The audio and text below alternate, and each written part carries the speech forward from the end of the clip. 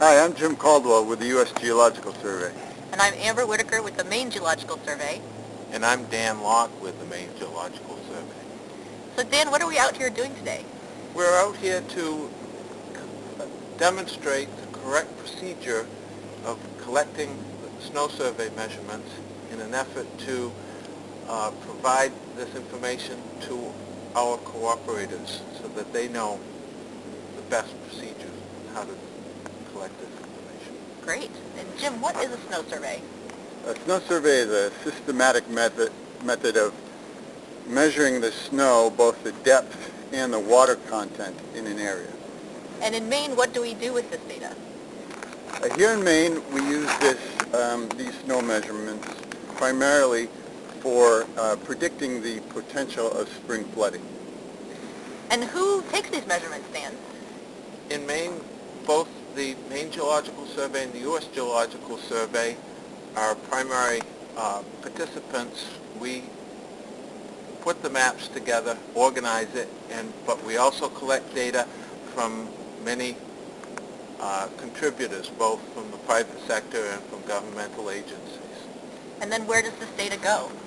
The data comes into the USGS, or the Maine Geological Survey, and we process that data, and we create maps of both the snow depth, the snow water content, and these maps are posted on the Maine River Flow Advisory Commission website, as well as the data itself.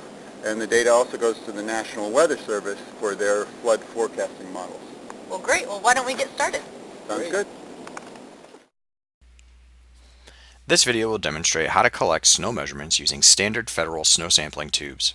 The procedure for collecting measurements with different equipment, such as the Adirondack snow sampling tubes, is very similar to this procedure. The kit contains 3 tubes marked with inches. One tube has cutting teeth on the bottom. The tubes may be screwed together to measure deep snow. Once the appropriate length of tube is assembled, a driving wrench or handle is attached to the tubes. The kit comes with a scale and a cradle for weighing the tube once the snow sample has been collected. There should also be a spanner wrench for tightening the handle and a metal file for sharpening the cutting teeth. The sites have been selected in an open hardwood forest, generally on a north-facing slope. As you prepare to make a measurement, select a spot that is away from evergreen trees and avoid any low or damp-looking areas. You also need equipment to record your measurements. The USGS and the Maine Geological Survey are working on upgrading to an electronic form, but the paper form works quite well with a pen or pencil to record your measurements. A small clipboard is also handy. Make sure you are dressed appropriately for winter conditions too when you go out to make your measurements. You may find that you will need snowshoes or skis to navigate the site. Before taking a measurement, fill out the snow survey form with the site name, date and time, and the members of your party. Weigh the empty tube by hanging it on the scale. This must be above 0 on your scale. Record the weight of the empty tube in the first column. Okay. Before making your first measurement, make sure the tube is empty by looking through the tube. Twist the tube vertically into the snow using the cutting teeth to cut through any hard layers. If you do not use the cutting teeth, you may force snow away from your tube, resulting in a poor measurement. Continue to insert the tube until you hit the ground. While the tube is still in the snow, read the depth of the snow using the markings on the outside of the tube. Record this depth on the form. Once the depth is recorded, carefully remove the tube from the snow. Check the bottom of the tube for soil and leaves, being careful to keep the tube in a position such that snow is not lost out of the top end of the tube. Remove excess leaves and soil if there is a significant amount that would change the weight of the sample. Hang the tube on the scale using the hook or the cradle and observe the weight of the tube with the snow sample.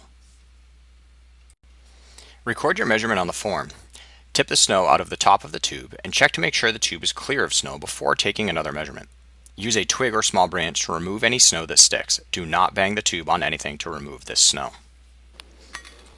Repeat these steps until you have 10 measurements. Make sure to check that the tube is clear. If you cannot remove all material from the snow tube, take another measurement of the weight of the empty snow tube. Once all your measurements have been made, you can calculate the average snow depth and water equivalent for the site. Subtract the weight of the empty tube from the scale reading and fill in the final column to get the water equivalent. Now, one thing to consider is that you may get to a snow site when there isn't 100% cover. You may only have 60 or 70% cover. So you have two options. you can either just use a multiplier, decide, all right, 70% cover, and multiply, for instance, by 0.7 of all your 10 readings in that area. Your other option is, as you get to the site, you decide there's only 70% cover. I'm only taking 7 readings, and I'm going to put 3 zeros down for those areas that had no snow, and then tally it up like you always do with all 10 readings, 3 of them being 0.